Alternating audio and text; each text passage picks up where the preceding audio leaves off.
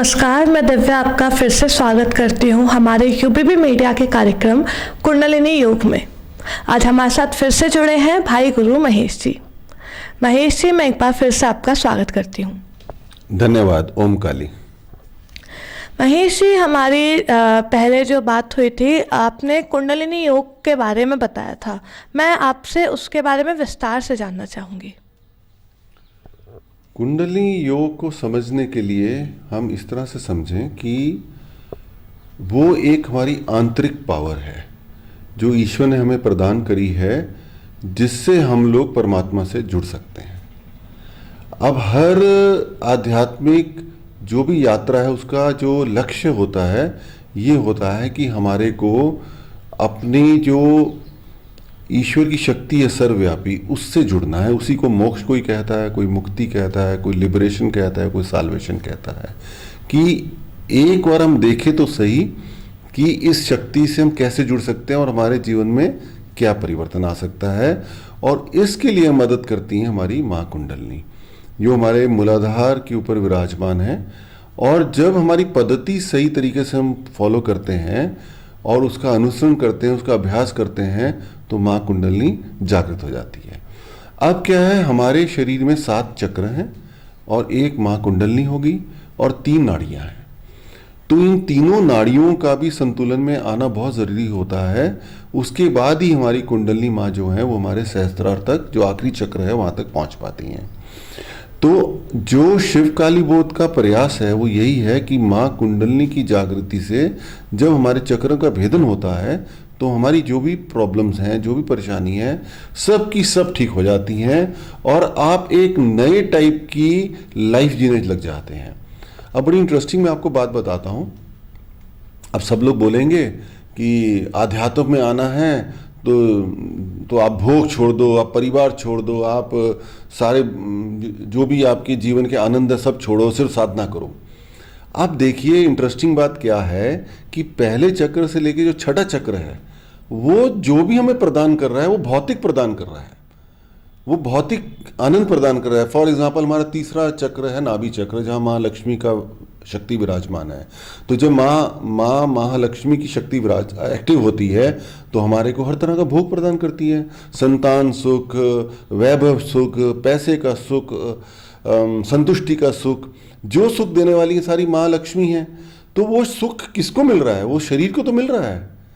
तो इसी तरह हर चक्र की जो छठे चक्र तक हमारे शरीर की ही पूर्ति हो रही है। जो भी शरीर की रिक्वायरमेंट्स है हमारी, वो माँ कुंडलिनी पूरी करती हैं और फिर जाके 7वें चक्र में हमारा ईश्वर से मिलन करा देती हैं।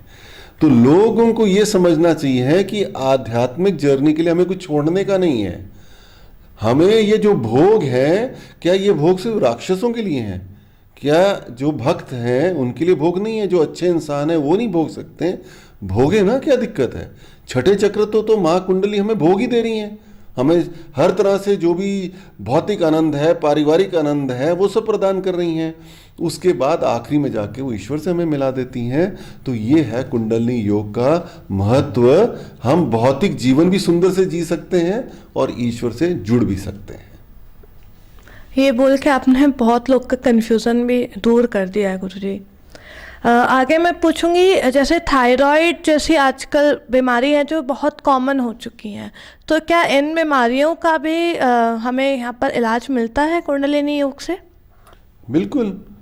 जैसे पिछले एपिसोड में मैंने आपको डिप्रेशन के बारे में बताया था और ड्रग्स के बारे में बताया था कैसे ठीक हो जाते हैं। और जो थायराइड है, इसी तरह से हमारा जो ये 5वां चक्र है, विशुद्धि चक्र कहते हैं, जहाँ पे श्री कृष्ण जी विराजमान है माँ राधा रानी के साथ। वो जब इस चक्र की एनर्जी जब ठीक होती है तो हमारा थायराइड ठीक हो जाता है। और ये बातें बोलने की नहीं है, ये बातें हैं करने की। और यहाँ पे कई महिलाएं आई हैं जिनको थायराइड की प्रॉब्लम थी। जब उन्होंने सिस्टम को फॉलो किया, ऐसा होता है मेरे जब यहाँ पहली बार लोग आते हैं ना, तो मेरे पास एक ऑरा स्कैनर है। ऑरा स्कैनर क्या है? हमारे हर चक्र की एनर्जीज चेक करता है। साइंटिफिक इंस्ट्रूमेंट है, क्योंकि मैं खुद IIT से पढ़ा हुआ हूँ, मैं इंजीनियर हूँ और मैं चाहता हूँ आध्यात्म को भी स्पिरिचुअलिटी से जोड़ूँ। तो उस ऑरा स्कैनर से मैं सबकी एनर्जीज पहले चेक करता हूँ, फिर उनको दिखाता हूँ कि ये देखिए आपकी इस चक्र की एनर्जी डिस्टर्ब्ड है। मैं ये नहीं बोलूँगा खराब है, मैं कहूँगा डिस्टर्ब है, क्योंकि नेगेटिव एनर्जी बढ़ गई है, उसको हमें पॉजिटिव करना है। अब मैं उनको कहता हूँ आप साधना करिए। अब 15 दिन बाद फिर मैं कहता हूँ आ जाइए अब चेक कर लेते हैं, और चेक करते हो तो देखते हैं वो एनर्जी ठीक होने लग गई है। तो जो अभ्यास कर रहा है, भक्त है, उसका कॉन्फिडेंस लेवल बढ़ जाता है, वो और अच्छे से अभ्यास करने लग जाता है। तो इसी तरह जब विशुद्धि चक्र की एनर्जी ठीक होती है तो थायराइड जी क्या करेंगे, उनको जाना पड़ता है, तो विशुद्धि ठीक उसका ठीक हो जाता है। और उसके बाद उनका मैं मेडिकल कराता रहता हूँ, थायराइड का चेक कराता रहता हूँ, फिर उनको दिखाता हूँ देखो आपका ठीक हो गया है, आपकी जब गोलियाँ उसको कम करना शुरू कर दो। कोई अगर 3 गोली ले रहा है वो 1 पे आने लग जाए, 2 पे आते हैं, फिर 1 पे आते हैं, धीरे धीरे डॉक्टर्स भी बोलते हैं भाई आप क्या कर रहे हो जो आपका ठीक हो गया। गुरु जी, बहुत सारे पंडित शनि के दशा के बारे में लोगों को डराते हैं कि आपकी शनि दशा सही नहीं चल रही है, नौकरी नहीं लग रही है, इसीलिए बिजनेस नहीं हो रहा है। आपका इसमें क्या तर्क है? ये जो डराने का सिलसिला है ये तो सदियों से चल रहा है। धर्म को लेके तो इंसानों को डराया ही जा रहा है, क्योंकि जब तक डराएंगे नहीं तो जो डराने वाले हैं उनका बिजनेस कैसे चलेगा। डराने के ऊपर ही तो बिजनेस चलता है। तो जो शनि जो प्लैनेट है उनको भगवान बना दिया इन लोगों ने। शनि तो एक प्लैनेट है जिसे हम इंग्लिश में सैटर्न कहते हैं, और जो सैटर्न के जो मालिक हैं वो तो श्री कृष्ण हैं। और सैटर्न के मालिक क्यों, श्री कृष्ण तो हर ग्रह के मालिक हैं, लेकिन सैटर्न में उनकी जो एनर्जी है वो ज़्यादा एक्टिव है।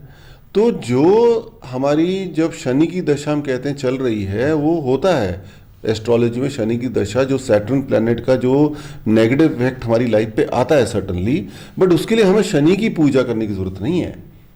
आप एक बात बताइए, बड़ी इंटरेस्टिंग बात बताता हूँ कि आप सड़क पे चल जा रही हैं और एक महिला सामने से आती है और वो आपको पसंद नहीं करती है या वो आपकी तरफ देखती नहीं है, फिर भी जब भी आप जाती हैं आप उसको गुड मॉर्निंग मैडम करती हैं या गुड इवनिंग मैडम करती हैं। ये आप कार्य 10 दिन तक करती रहती हैं। तो कभी ना कभी तो वो महिला आपकी तरफ देख के आपको नमस्ते बोलेगी। मतलब क्या हुआ, कभी ना कभी उस महिला ने अपनी दृष्टि आप पे डाल दी। तो अगर आप शनि की पूजा करने लग जाओगे, उनको तेल चढ़ाने लग जाओगे, तो कभी ना कभी तो उनकी दृष्टि आप पे पड़ जाएगी। और शनि की तो दृष्टि ही कहते हैं हमारे को बर्बाद कर देती है। तो हम क्यों उनकी दृष्टि अपनी तरफ खींच रहे हैं। आज से 10 साल पहले किस मंदिर में आपको शनि की मूर्ति मिलती थी, बताइए, मिलती थी कभी? हमारे शास्त्र में लिखा हुआ है उसकी पूजा हमें करनी ही नहीं है। और आज क्योंकि बिजनेस हो गया तो हर मंदिर में वो लोग शनि की मूर्ति रख रहे हैं, क्योंकि डिमांड है तो सप्लाई करना पड़ेगा। लेकिन हमें शनि की पूजा नहीं करनी है, हमें कृष्ण भगवान की पूजा करनी है। उनको सही विधि से उनकी एनर्जी को एक्टिव करना है। अगर कृष्ण जी की एनर्जी हमारे विशुद्धि चक्र में पूरी तरह से एक्टिव हो गई, शनि हमारा कुछ नहीं बिगाड़ सकता। ऐसे कई लोग मेरे पास आए हैं जिनको पंडित ने बोला आपकी 7 साल की शनि दशा है, आपका बिजनेस नहीं चलेगा, आपका नौकरी नहीं लग सकती। और यहाँ पे 3-3 महीने में जब उनकी विशुद्धि चक्र की एनर्जी ठीक हो जाती है, उनकी नौकरी लग जाती है, उनका बिजनेस चल पड़ता है। गुरु जी, ये बड़ा अटपटा सवाल है कि जादू टोना के बारे में मैंने काफ़ी सुना है, तो क्या ये सच में होता है?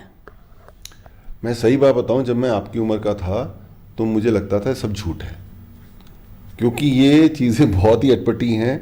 और मुझे जब कुछ लोग कहते थे कि ऐसा होता है, मैं कहता नहीं ये थोड़ी हो सकता है। लेकिन जब मैंने आध्यात्म की माँ की कृपा से गहराई में गया तो मैंने देखा ये सच है। लोग क्या कर रहे हैं, गलत साधना करके, गलत तंत्र विद्या करके, उसका दुरुपयोग करके वो लोग क्या करते हैं, ये जो नेगेटिव एनर्जीज होती है, मैं नेगेटिव एनर्जी इनको बोलूँगा, आप चाहे प्रेत आत्मा बोलें, कुछ भी बोलें, उसको दूसरे के ऊपर डाल देते हैं उनका नुकसान करने के लिए। ये तो बहुत ही दुखदाई बात है, क्योंकि जो तंत्र विद्या की देवी है वो तो माँ काली है। तो माँ काली ऐसे लोगों को नहीं छोड़ती। फिर वो आप अगर तंत्र का दुरुपयोग करेंगे तो जो करने वाला है उसका तो सत्यानाश होने ही वाला है, वो तो कैंसर से मरेगा। और जो करवा रहा है उसको भी जीवन में कभी भी आराम नहीं मिलेगा। लेकिन दुख की बात की कि जिसको करा जा रहा है, जिस बेचारे की कोई कसूर नहीं है, उसकी लाइफ पे भी उसका बहुत बड़ा नेगेटिव इफेक्ट आ जाता है। उसका स्वास्थ्य खराब हो जाता है, उसके बने हुए काम बिगड़ जाते हैं, क्योंकि उसी पर्पज से उस नेगेटिव एनर्जी को उसके अंदर छोड़ा जाता है। लेकिन माँ की ऐसी कृपा है शिव काली बोध में कि ये जो नेगेटिव एनर्जी है ये भी यहाँ निकल जाती है। और उसके बाद क्या होता है, बड़ी इंटरेस्टिंग बात एक और बताता हूँ आपको। हमारे शरीर का एक ऑरा होता है, इसको बहुत ही हर एक कोई इस चीज़ को जानता है। ऑरा एक एनर्जी फील्ड है जो हमें सराउंड करती है, उसको कहते हैं दिव्य आभा। अब आप सुनिए, जब हम महाभारत में बात करते हैं तो हम सुनते थे कि जो कर्ण था उनका एक कवच था जो उनको पूरी तरह से प्रोटेक्ट करके रखता था। तो समझिए ये जो आभा, ये हम सबका कवच है, ईश्वर ने हम सबको वो कवच प्रदान किया हुआ है। अब जो नॉर्मल इंसान होता है उसका जो ये आभा होती है, उसका जो डायमेंशन होती है, डिस्टेंस होता है, वो 2.5 फुट का होता है, ठीक है। अब जो हम शिव काली बोध में लोग आके साधना करते हैं तो मैं उनको दिखाता हूँ कि जब आप आए यहाँ पे तो आपकी 2.5 फुट का ऑरा है, वो मशीन चेक करके बताती है। और जब आपने साधना करी वो बढ़ के 5 से 6 फुट हो जाता है। इसका मतलब क्या हुआ, आपकी एनर्जी फील्ड बढ़ रही है। और जब एनर्जी फील्ड बढ़ जाएगी तो बाहर से कोई भी आपके ऊपर ब्लैक मैजिक करे, कोई भी गलत क्रिया का प्रयोग करे, आपको इफेक्ट ही नहीं होगा। एक बार हमने उसको क्लियर कर दिया, उसके बाद आप दोबारा से नहीं इफेक्ट हो सकते। जैसे आपने ये बताया जादू टोना के बारे में, तो ऐसे ही कुछ गुस्सा को लेकर, गुस्सा कंट्रोल करने को लेकर के भी कुछ आपके पास ट्रिक्स होंगी कि कैसे गुस्सा कंट्रोल करें। बहुत ज़्यादा हम देखते हैं क्योंकि लोग गुस्से में मार देते हैं, कोई किसी को भी गोली चला देते हैं, तो वो कैसे कंट्रोल करें? गुस्सा तो आजकल पता नहीं क्या हो गया है, इतना सत्यानाशी हो गया है, लोगों के दिमाग में कैसे चढ़ जाता है पता नहीं। है अजीब सा समय चल रहा है कि लोग कुछ भी कर बैठते हैं और खुद बेचारे फिर जेल में पहुंच जाते हैं। तो गुस्सा के लिए अगर आप YouTube पे जाएं तो जो मैनेजमेंट एक्सपर्ट्स हैं या इस टाइप के लोग हैं वो कहेंगे गुस्सा आने से पहले 10 तक गिनो। अगर गुस्सा आ रहा है कुछ करने से पहले 10 तक गिनो। अरे जब गुस्सा आता है किसी को होश रहता है गिनने का? वो तो विस्फोटक है, एकदम से वो फूट जाता है। और जो गुस्सा आएगा तो कोई ना कोई टैक्स लेके जाएगा, या तो आपके पारिवारिक सुख लेके जाएगा, या आपका धन लेके जाएगा, या आपको कोर्ट कचहरी की सैर कराएगा। वो तो कुछ ना कुछ टैक्स लेगा ही लेगा। तो शिव काली बोध में जो हमको माँ की कृपा से समझ में आया है वो ये समझ में आया है कि गुस्से का हमारे आज्ञा चक्र से लिंक है और हमारे स्वादिष्टान चक्र से लिंक है, क्योंकि स्वादिष्टान चक्र जो है वो हमारे लीवर को कंट्रोल करता है। तो लीवर, जब हमारा गर्मी आ जाती है लीवर के अंदर, वो गर्मी हमारे सीधा आगे चक्र में पहुंचती है और हमारे अंदर गुस्सा आ जाता है।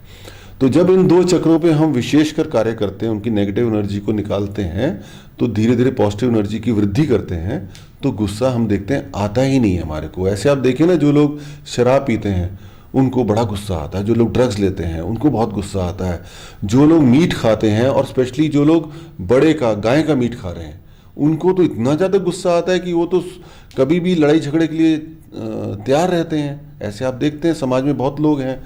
तो उसका कारण ये है कि ये जो पदार्थ है ये हमारे लीवर को बहुत गर्म कर देते हैं। इतनी गर्मी हमारे मस्तिष्क पे पहुंचती है और हमारे को जो गुस्सा है वो हमारे कंट्रोल के बाहर हो जाता है। तो शिव काली बोध में केवल जो चक्रों की जो विज्ञान है उसको अगर हम समझ लें और उस पद्धति का हम अनुसरण करें तो वो अपने आप ही निरंतर हो जाता है।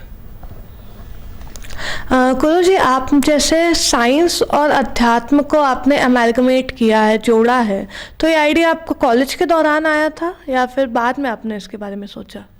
नहीं नहीं, बिल्कुल ये शुरू से मेरे दिमाग में रहा है कि जो विज्ञान है, चाहे वो मेडिसिन का ज्ञान हो, चाहे इंजीनियरिंग का ज्ञान हो, ये जो विज्ञान है ये देने वाले ईश्वर हैं। तो जो ईश्वर से जुड़ने का ज्ञान है वो उसके अंदर भी तो साइंस होनी चाहिए कुछ ना कुछ, जो हमें समझ में नहीं आ रही है। तो जो आध्यात्म का विज्ञान है वो मैंने समझा और उसके माध्यम से अब लोगों को समझा रहा हूँ कि जो आध्यात्म है वो कितना साइंटिफिक है। अगर हम उसकी साइंस को समझ लें तो हम अच्छे से उसको अपने जीवन में उतार सकते हैं। गुरु जी, आपका हमारे साथ जुड़ने के लिए बहुत बहुत धन्यवाद। आपका भी धन्यवाद। ओम काली। ओम काली।